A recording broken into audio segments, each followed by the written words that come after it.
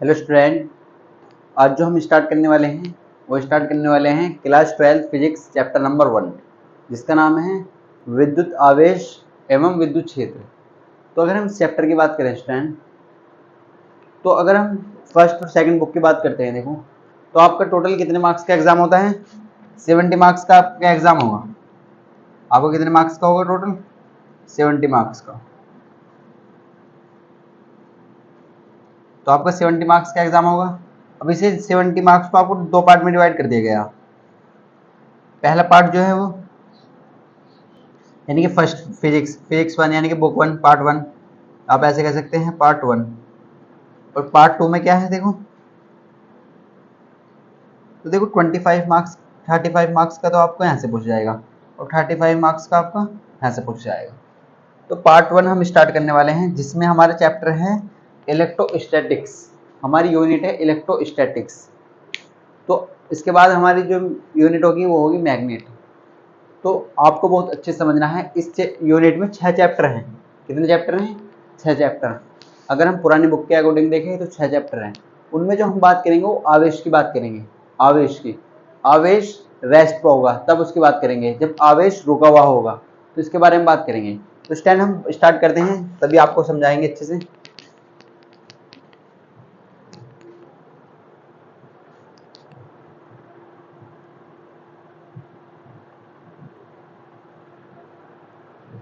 तो देखो अब स्टार्ट करते हैं, अपने टॉपिक की तरफ चलते हैं। तो पहले जो हमारा टॉपिक है, देखो सबसे पहले चैप्टर का मीनिंग समझते हैं। चैप्टर की यूनिट का नाम क्या है, देखो उसे अच्छे से क्लियर करते हैं,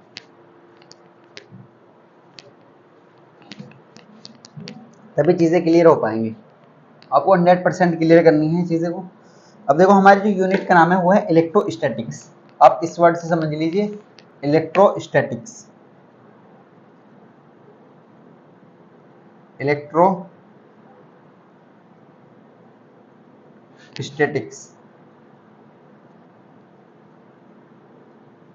देखो ये है इलेक्ट्रोस्टैटिक्स। इसे बोलते हैं, हिंदी में इसे कहते हैं स्थिर वैद्युतिकी। स्थिर वैद्युतिकी।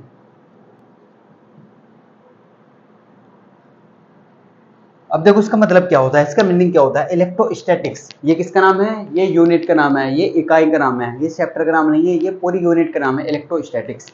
इसका मतलब क्या होता है, देखो इलेक्ट्रो, अगर हम इसका देखें, इसका मतलब देखें इस वर्ड का, तो इलेक्ट्रो का मतलब होता है चार्ज। क्या होता है?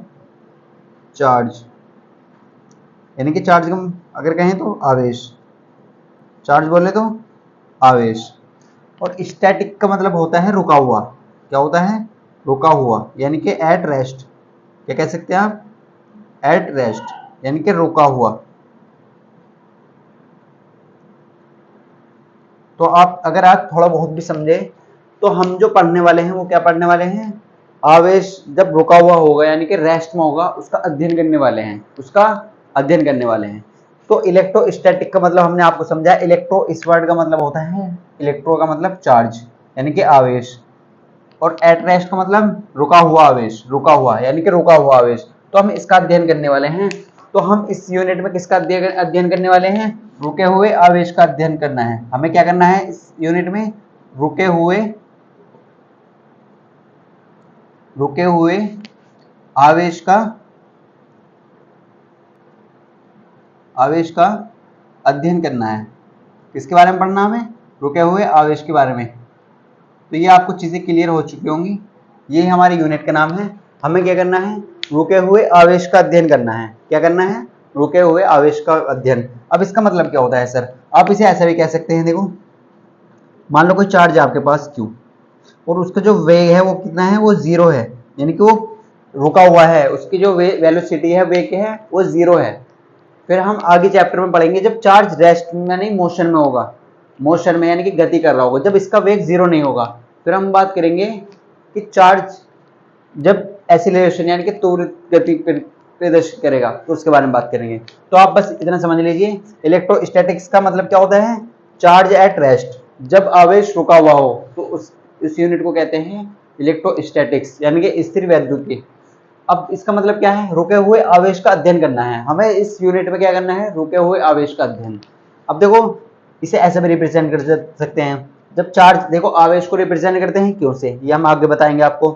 और इसका मतलब है जब चार्ज जीरो है, यानी कि सॉरी यहाँ पे वेलोसिटी जीरो है, वेग जीरो है, तो उसे बोलते हैं इलेक्ट्रोस्टैटिक्स। इलेक्ट्रोस्टैटिक्स। अब हम बात करते हैं अपने टॉपिक की तरफ। तो आप सबसे पहले बात करते हैं इससे चार्ज क्या होता है। यहाँ पे इलेक्ट्रोस्टैटिक्स यानी कि चार्ज, आवेश, बार बार आवेश आ रहा है तो आवेश का अध्ययन करना है, तो सबसे पहले इस चार्ज को ही समझ लेते हैं, आवेश को समझ लेते हैं। तो स्टैंड, अगर आपको ये नोट करना है तो आप नोट कर सकते हैं। अब बात करते हैं, देखो नेक्स्ट, अब हमारा चैप्टर स्टार्ट होता है। हमारे चैप्टर का नाम है विद्युत आवेश एवं विद्युत क्षेत्र। इसके बारे में पढ़ेंगे हम, आवेश के और उसके क्षेत्र के बारे में अध्ययन करने वाले हैं। इसके बारे में आवेश और उसके, तो अब बात करते हैं, देखो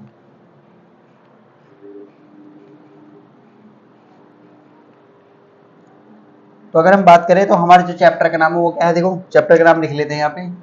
चैप्टर का नाम है विद्युत आवेश, विद्युत आवेश एवं, या और भी लिख सकते हैं एवं क्षेत्र। अब देखो इसे बोलते हैं इलेक्ट्रिक चार्ज। लिख लिया आपको, स्टार्टिंग में लिख लेना है, चैप्टर का नाम भी आपको याद होना चाहिए, इलेक्ट्रो। देखो इसे बोलते हैं electric charge and field. Electric charge, electric charge and field. तो हम किसका अध्ययन करने वाले हैं, आवेश का और उसके फील्ड का, उसके क्षेत्र का। तो ये आपका चैप्टर नंबर 1 है। ये क्या है आपका, ये चैप्टर 1 है जिसका नाम है विद्युत आवेश एवं विद्युत क्षेत्र। तो काफी इंटरेस्टिंग लेक्चर होने वाला है आज का। उसमें हम बेसिक चीजें देखेंगे। आपका ये आज इंट्रोडक्शन क्लास है जिसमें हम आवेश के बारे में बात करेंगे, आवेश की यूनिट के बारे में बात करेंगे, आवेश की विमा देखेंगे, और आवेश के पे जो बेस न्यूमेरिकल हैं, जो एग्जाम में यहाँ से 1 नंबर का क्वेश्चन आएगा तो वो देखने वाले हैं। तो स्टूडेंट इस चैप्टर काफी इंटरेस्टिंग चैप्टर होने वाला है। इसके आपके लगभग 10 से 12 लेक्चर होंगे विद न्यूमेरिकल की, तो आपको बहुत मजा आने वाला है चैप्टर में। तो अब बात करते हैं हम, देखो आपने ये नोट कर लिया होगा। अब बात करते हैं हम अपने टॉपिक की तरफ। तो टॉपिक क्या है हमारा, सबसे पहले हम आवेश को जान लेते हैं सर कि आवेश क्या होता है। देखो अगर हम आवेश की बात करें तो आवेश को समझ लीजिए आप। तो इसके डेफिनेशन भी आपको हम लगाएंगे, लेकिन ये इंपॉर्टेंट नहीं है, एग्जाम में नहीं आने की, तो आप बस समझ लीजिए। देखो आवेश क्या होता है, आवेश यानी कि चार्ज। तो सर आवेश किसे बोलते हैं, देखो आप ऐसे कह सकते हैं, आवेश किसी वस्तु का वह गुण होता है जिसके कारण विद्युत तथा चुंबकीय प्रभाव उत्पन्न होता है, यह उत्पन्न कर सकता है। ऐसे मान लीजिए आप, आवेश किसी वस्तु का वह गुण होता है, किसी ऑब्जेक्ट की वह प्रॉपर्टी होती है। देखो हर किसी के अंदर एक ना एक गुण है। अब गुण कैसे हैं आप इसे समझ लीजिए, आप इस तरीके से समझिए, हम आपको ऐसे समझाते हैं। देखो कोई, मान लो एक लड़का है, उसका नाम है सचिन, मान लीजिए उसका नाम है सचिन, वो अच्छी क्रिकेट खेलता है। या हम ऐसे कह सकते हैं, आप एक का नाम अजय है, वो क्या करता है, वो अच्छी फुटबॉल खेलता है। तो हर वो उसके अंदर क्या है, उसकी एक प्रॉपर्टी है, उसका एक गुण है। क्या है, उसका एक गुण। तो इसी तरीके से हर किसी की अपनी अपनी एक प्रॉपर्टी होती है। तो आवेश क्या है, आवेश किसी ऑब्जेक्ट की वह प्रॉपर्टी है, किसी वस्तु की वह प्रॉपर्टी है जिसके कारण वह वस्तु विद्युत एवं चुंबकीय प्रभाव को उत्पन्न करती है या प्रदर्शित करती है, उसे बोलते हैं विद्युत आवेश। तो आपको क्लियर हो चुका होगा। अब देखो डेफिनेशन लिख लेते हैं इसकी। तो डेफिनेशन बहुत आसान है, आवेश किसी वस्तु का वह गुण है, या ऐसे लिख सकते हैं, आवेश किसी वस्तु का वह गुण होता है, ऐसे लिख लीजिए आप। आवेश किसी वस्तु का वह गुण होता है, गुण को बोलते हैं प्रॉपर्टी, वह गुण होता है जिसके कारण वह वस्तु, ऐसे लिख लीजिए, जिसके कारण वह वस्तु, इसके कारण वह वस्तु विद्युत एवं चुंबकीय प्रभाव, चुंबकीय प्रभाव उत्पन्न करती है, प्रदर्शित करती है। तो क्या कहलाता है, विद्युत आवेश कहलाता है। अब देखो हमने डेफिनेशन बताई आपको, आवेश को क्या बोलते हैं, चार्ज। क्या बोलते हैं, चार्ज। तो आवेश किसी वस्तु का वह गुण होता है जिसके कारण वह वस्तु ऐसे लिख लीजिए, जिसके कारण वह वस्तु विद्युत एवं चुंबकीय प्रभाव उत्पन्न करती है या कर सकती है। इन प्रभावों के कारण, तो आप ऐसे लिख सकते हैं, देखो तो हमने क्या बताया, आवेश किसी वस्तु का वह गुण होता है जिसके कारण वह वस्तु विद्युत एवं चुंबकीय प्रभाव उत्पन्न करती है, तो क्या कहलाती है, विद्युत आवेश कहलाती है। तो अब देखिए ये क्या है, प्रॉपर्टी है, किसी मटेरियल का गुण है। क्या है, किसी मटेरियल गुण। हमने आपको बताया कि एक बंदा है वो अच्छी क्रिकेट खेलता है, एक बंदा अच्छी हॉकी खेलता है, तो उसका क्या है, वो गुण है। एक लड़का है वो अच्छा डांस करता है, तो ये क्या है, इसकी एक प्रॉपर्टी, एक गुण है। तो आवेश का वह गुण है, किसी वस्तु का वह गुण होता है आवेश जिसके कारण वह वस्तु विद्युत एवं चुंबकीय प्रभाव उत्पन्न करती है या प्रदर्शित करती है या अनुभव करती है। तो आपको क्लियर हो चुका होगा। अब देखो ये समझ लीजिए, आवेश को देखो ये बहुत समझना जरूरी है। आवेश को स्मॉल क्यू से प्रदर्शित करते हैं, स्मॉल क्यू से प्रदर्शित करते हैं। कैसे रिप्रेजेंट करते हैं इसे, स्मॉल क्यू से भी दिखा सकते हैं या कैपिटल क्यू से भी दिखा सकते हैं। अब देखो एक चीज ये नोट पॉइंट में लिखो, आवेश को क्यों से प्रदर्शित करते हैं। आवेश एक अदिश राशि होती है। आवेश कौन सी राशि होती है, अदिश राशि होती है।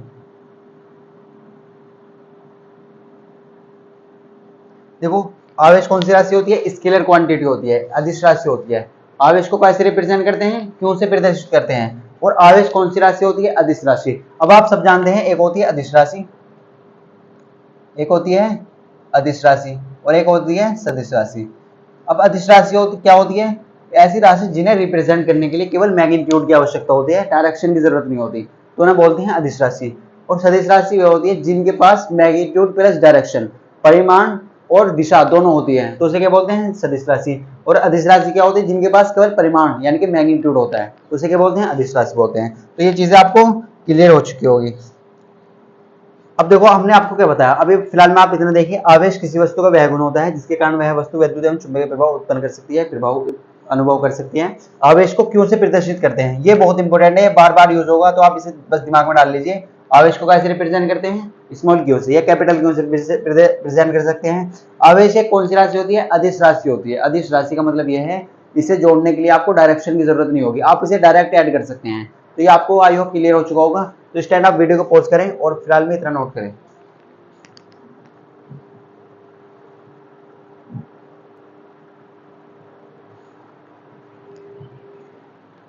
तो स्टैंड आपने नोट कर लिया होगा। देखो अब बात करते हैं हम नेक्स्ट, बात करते हैं आगे की, बात करते हैं नेक्स्ट, बात करते हैं। अब देखो आवेश के बारे में अगर हम पढ़ रहे हैं तो इसके और प्रॉपर्टी देखते हैं, इसके और गुण देखते हैं क्या क्या है इसमें।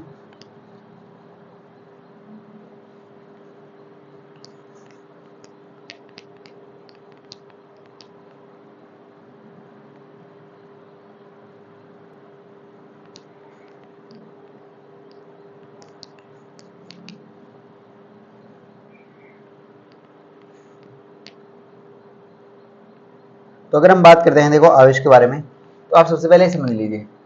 तो हमने आपसे बताया आवेश को कैसे रिप्रेजेंट करा जाता है, सर क्यू से। तो आवेश कैसी राशि है, अदिश राशि होती है। अगर हम बात करें आवेश के प्रकार, आवेश कितने प्रकार के होते हैं सर, आवेश के प्रकार यानी कि टाइप्स ऑफ चार्ज। आवेश कितने टाइप के होते हैं, टाइप्स ऑफ चार्ज। तो आवेश कितने प्रकार के होते हैं, आवेश दो प्रकार के होते हैं। आवेश कितने प्रकार के होते हैं, आवेश दो प्रकार के होते हैं। आवेश कितने प्रकार के होते हैं, आवेश दो प्रकार के होते हैं, ये आप समझ लीजिए। नंबर एक, अब अगर आप बहुत ध्यान से देखें तो नंबर एक क्या होता है, धनावेश।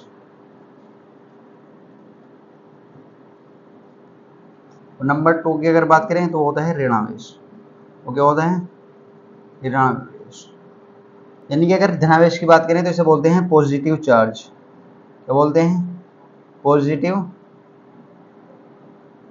चार्ज। और ऋणावेश की बात करें तो इसे बोलते हैं हम सर निगेटिव चार्ज। क्या बोलते हैं हम इसे, निगेटिव चार्ज। और सर ये कैसे आता है, कैसे होता है, इसके बारे में बताइए। देखो आप बस ये समझ लीजिए, आवेश कितने प्रकार के होते हैं, आवेश होते हैं दो प्रकार के। नंबर 1 धनावेश, नंबर 2 ऋणावेश। धनावेश को आप पॉजिटिव चार्ज बोलेंगे और इसे शॉर्ट में रिप्रेजेंट करेंगे इस तरीके से प्लस वी से। ऋणावेश को आप नेगेटिव चार्ज बोलते हैं और इसे रिप्रेजेंट करेंगे माइनस वी से, इस तरीके से। देखो आप शॉर्ट में लिख सकते हैं प्लस वी, इसका मतलब होता है पॉजिटिव, माइनस वी इसका मतलब होता है नेगेटिव। तो आवेश दो प्रकार के होते हैं, पॉजिटिव चार्ज और नेगेटिव चार्ज। अब सर धनावेश का एग्जाम्पल दीजिए और ऋणावेश का एग्जाम्पल दीजिए। तो आप सब पढ़ चुके हैं। अगर हम आपसे धनावेश की बात करते हैं, धनावेश के एग्जाम्पल की बात करें, तो आप आसानी से लिख सकते हैं सर क्या होता है, प्रोटॉन लिख लीजिए। आगे बताएंगे इसके बारे में, सब चीजें क्लियर कराएंगे। प्रोटॉन, अगर हम बात करें इसकी इलेक्ट्रॉन के एग्जाम्पल की, तो आप उसे लिख सकते हैं इलेक्ट्रॉन। क्या लिख सकते हैं, इलेक्ट्रॉन। आप सब जानते हैं, आप पढ़ चुके हैं कि प्रोटॉन पर जो चार्ज होता है वो प्लस का होता है। अब वो कितना होता है ये आपको आगे बताएंगे। इलेक्ट्रॉन पर जो चार्ज होता है, जो आवेश होता है, वो क्या होता है, निगेटिव होता है। वो क्या होता है, निगेटिव होता है। तो वो काय का होता है, माइनस का होता है। तो इस तरीके से आपके दो टाइप के चार्ज होते हैं। आवेश कितने प्रकार के होते हैं, दो प्रकार के होते हैं। नंबर 1 धनावेश, नंबर 2 ऋणावेश। पॉजिटिव चार्ज यानी कि अगर इसके एग्जाम्पल की बात करें तो प्रोटॉन होता है। ऋणावेश यानी कि निगेटिव चार्ज, उसकी बात करें तो वो इलेक्ट्रॉन है इसका एग्जाम्पल। अब ये धनावेश और ऋणावेश किसी वस्तु पर कैसे आता है, ये समझना बहुत ज्यादा जरूरी है। ये कैसे उत्पन्न होता है, अब आपको ये समझाते हैं। देखो हमने पढ़ा कि आवेश दो प्रकार के होते हैं, एक तो धनावेश होता है और ऋणावेश होता है। तो धनावेश कब बोलेंगे और ऋणावेश कब बोलेंगे, ये समझना आपके लिए बहुत ज्यादा जरूरी है। धनावेश कैसे आता है किसी वस्तु पर या किसी बॉडी पर, और ऋणावेश कैसे आता है, तो ये अब हम देखेंगे। तो स्टैंड आप वीडियो को पॉज करें और ये नोट करें। अब देखो अगर हम आपसे बात करते हैं धनावेश की, तो धनावेश के बारे में आपको समझाते हैं पहले। तो अगर हम आपसे बात करते हैं देखो धनावेश के बारे में, धनावेश और ऋणावेश को दोनों एक साथ चीजें क्लियर कर लेंगे। सिंपल सी डेफिनेशन बताएंगे आपको, आप खुद से भी बना सकते हैं। देखो अगर हम आपसे बात करते हैं, आपके पास कुछ इस तरह की कोई बॉडी है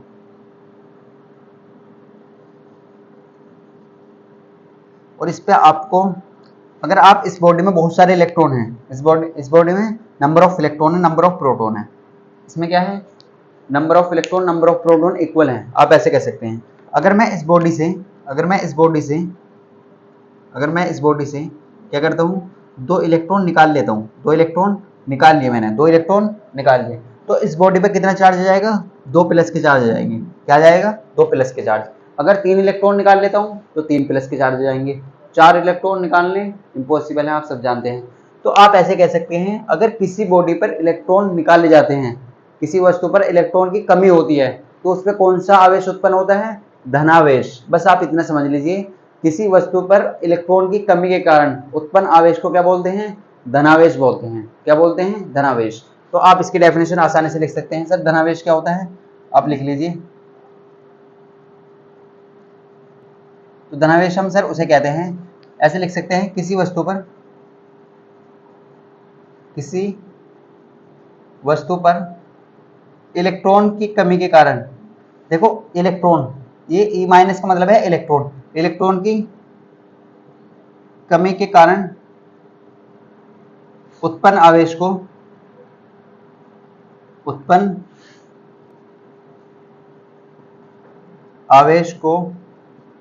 धनावेश कहते हैं। तो ये आपको चीजें क्लियर करनी है और आपको क्लियर हो चुकी भी होंगी, धनावेश कहते हैं। देखो ये कैसे हुआ, जब किसी वस्तु पर, किसी भी ऑब्जेक्ट पर आप इलेक्ट्रॉन निकालते हैं, तो उस पर आता है प्लस का चार्ज, पॉजिटिव चार्ज, और उसी आवेश को क्या बोलते हैं, धनावेश बोलते हैं। उसी आवेश को क्या बोलते हैं, पॉजिटिव चार्ज बोलते हैं। अब आपको हम अगर समझाए एग्जाम्पल से, देखो अगर मैं आपके सामने ले लेता हूँ Na यानी कि सोडियम, तो आप इसे क्या करते हैं, देखो अगर आप इसमें से एक इलेक्ट्रॉन निकाल लेते हैं, तो इसका मतलब क्या है, प्लस का चार्ज जाता है। जब आपने एक इलेक्ट्रॉन लूज करा, इसमें से एक इलेक्ट्रॉन निकाल दिया, तो Na पे क्या आएगा, प्लस का चार्ज। Na पे क्या आएगा, प्लस का चार्ज। तो आप इस तरीके से याद रख लीजिए। अगर मैं आपसे बात करता हूँ एक और एग्जाम्पल की, आप मैग्नीशियम ले लीजिए। अगर आप इसमें से दो इलेक्ट्रॉन लूज कर देते हैं, तो इस पर कितना चार्ज आ जाएगा, दो चार्ज। और यही तो हमने आपको बताया, अगर दो इलेक्ट्रॉन निकालेंगे तो दो प्लस के चार्ज आएंगे, एक इलेक्ट्रॉन निकालेंगे तो एक प्लस का चार्ज आएगा, और तीन इलेक्ट्रॉन निकालेंगे तो तीन प्लस के चार्ज आएंगे। तो आपको एक क्लियर हो चुकी होगी। और अगर हम एल्युमिनियम की बात करें एग्जाम्पल के आपसे, तो यहाँ पे क्या है, देखो यहाँ पे क्या, अगर आप तीन इलेक्ट्रॉन निकाल लेते हैं तो तीन प्लस के चार्ज आ जाएंगे। इसका मतलब है तीन इलेक्ट्रॉन निकालना, आपने एक इलेक्ट्रॉन निकाला, यहाँ पे आपने 2 इलेक्ट्रॉन निकाले, यहाँ पर आपने 3 इलेक्ट्रॉन निकाले, तो 1 इलेक्ट्रॉन निकाला तो कितना चार्ज आया?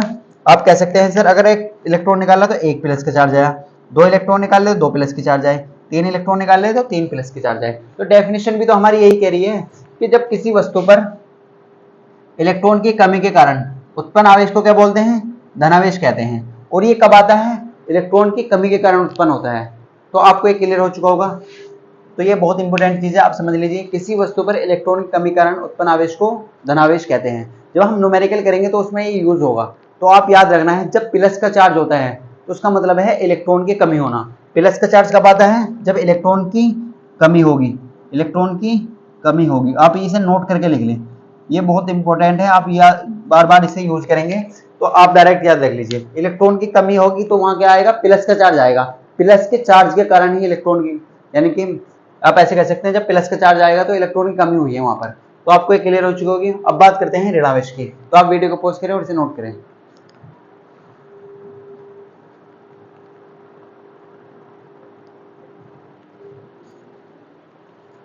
तो अगर हम बात करें देखो आपसे ऋणावेश की,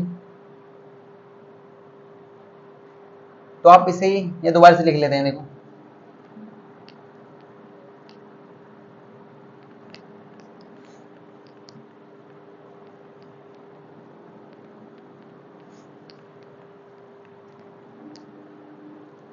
तो अगर हम आपसे देखो बात करते हैं ऋणावेश के बारे में, यानी कि नेगेटिव चार्ज के बारे में, तो अगर हम आपसे बात करें नेगेटिव चार्ज क्या होता है सर, इसके बारे में बताइए। यानी कि ऋणावेश, नेगेटिव चार्ज बोले तो ऋणावेश। अगर आप देखो यहाँ पे क्या होगा, इसका उल्टा है। अगर आप किसी भी ऑब्जेक्ट में, आप किसी भी ऑब्जेक्ट में इलेक्ट्रॉन लाते हैं, इलेक्ट्रॉन एक्सेप्ट कर दें आपने, किसी यहाँ पे मान लो हमने 2 इलेक्ट्रॉन एक्सेप्ट करे हैं, तो इलेक्ट्रॉन एक्सेप्ट करने की वजह से अधिकता होने के कारण क्या आएगा? नेगेटिव चार्ज आएगा। क्या जाएगा? Negative charge. ये अब हमने आपको बताया अगर 2 इलेक्ट्रॉन लाए हैं तो अब 2 नेगेटिव चार्ज जाएगा। ये हमने आपको रिप्रेजेंट कर दिया कि वो बॉडी क्या हो जाएगी? निगेटिव हो जाएगी। वो क्या हो जाएगी? निगेटिव हो जाएगी। तो ऐसे लिख सकते हैं आप, किसी वस्तु पर ऋणावेश किसे बोलते हैं? किसी वस्तु पर इलेक्ट्रॉन की अधिकता के कारण, इलेक्ट्रॉन की अधिकता के कारण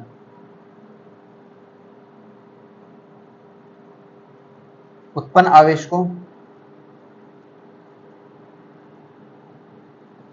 उत्पन्न आवेश को ऋणावेश कहते हैं। क्या कहते हैं? ऋणावेश कहते हैं। तो आज आपको क्लियर हो चुका होगा कि इलेक्ट्रॉन की कमी के कारण क्या होता है? पॉजिटिव चार्ज होता है, यानी कि इसे क्या बोलते हैं? धनावेश। जब इलेक्ट्रॉन की अधिकता होती है तो उसे क्या कहते हैं? ऋणावेश कहते हैं। तो ये आपको क्लियर करना है। यहाँ पे हम लिख लेते हैं। देखो इसका एग्जाम्पल भी आप इस तरीके से लिख सकते हैं, जैसे आपने इस तरीके से यहाँ पे देखा। तो देखो निगेटिव चार्ज कब आएगा? यहाँ पे निगेटिव चार्ज कब आता है? तो आप इस तरीके से ध्यान से देखें। यहाँ पे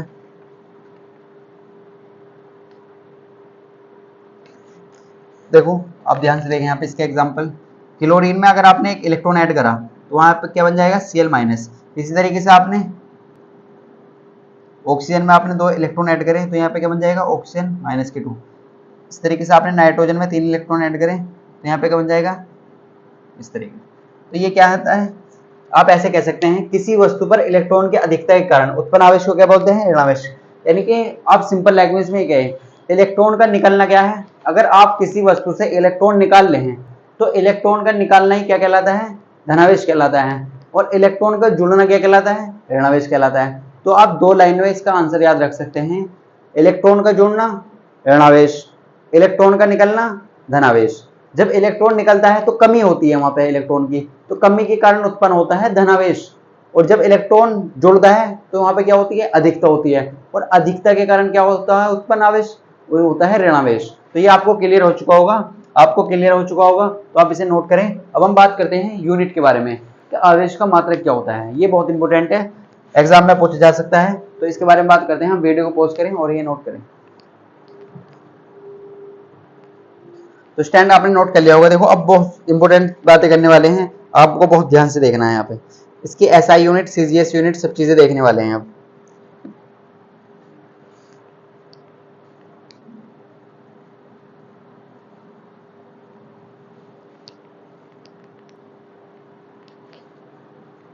देखो अब बात करते हैं मात्रक की। इसकी बात करते हैं, आवेश के मात्रक की बात करते हैं। ये इंपॉर्टेंट है, आप इसे ध्यान से समझिए।